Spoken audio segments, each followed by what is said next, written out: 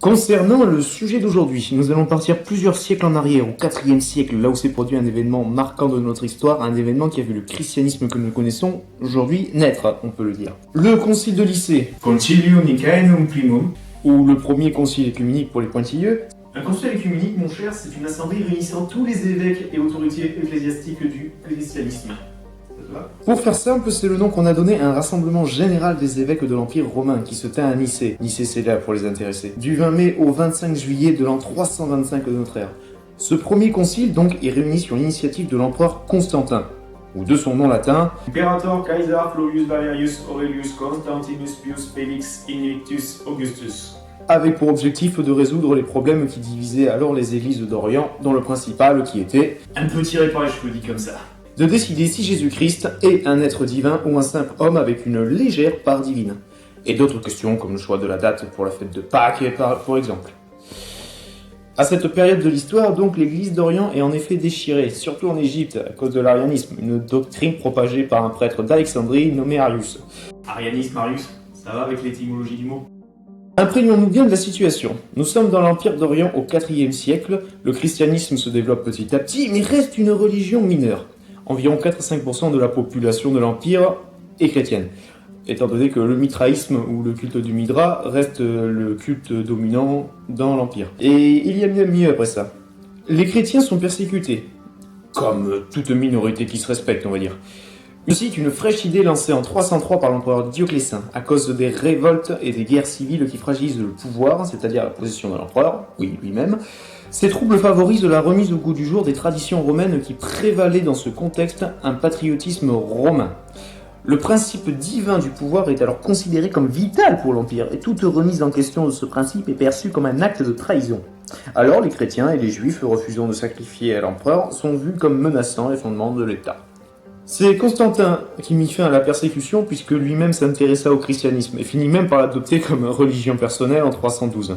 À partir de là, le christianisme a pu s'épanouir, mais avec les années qui passaient, deux grandes dômes sont apparues et n'ont trouvé que de meilleures idées que de s'affronter.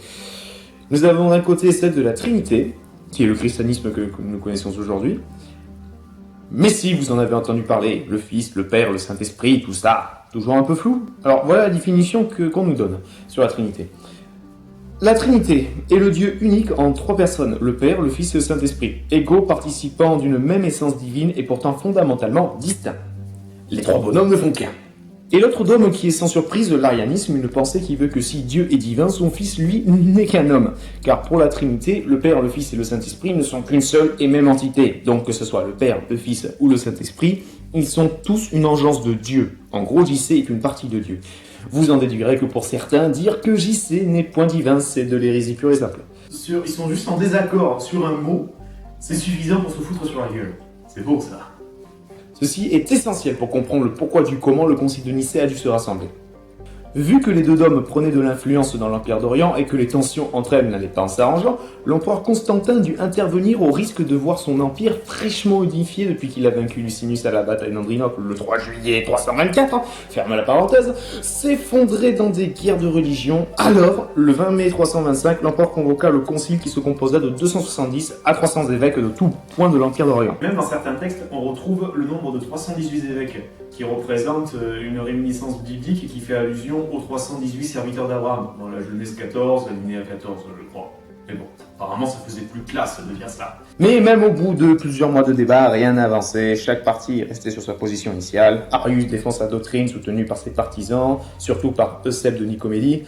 Mais en face, le parti orthodoxe, ceux qui croient en la Trinité, donc, dirigé par Marcel d'Ancire, Eustade d'Antioche et le diacre d'Athanasée d'Alexandrie, qui deviendra par la suite le futur évêque d'Alexandrie, ne se laisse pas compter et défend ses positions tout aussi ardemment. C'est alors que Constantin, qui n'était jusqu'à maintenant qu'un spectateur attentif et qui présidait aussi le concile, décida tout simplement de favoriser le parti d'Athanasée d'Alexandrie et de procéder à l'excommunication d'Arius et de deux autres types, Second de Ptolémaïs et Théonas de Marmarique. J'aime beaucoup ce nom, Marmarique.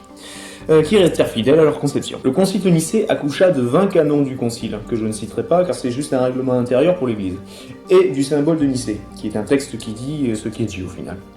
Ce qui est paradoxal dans cette histoire, c'est que l'empereur Constantin était un païen à ce moment-là.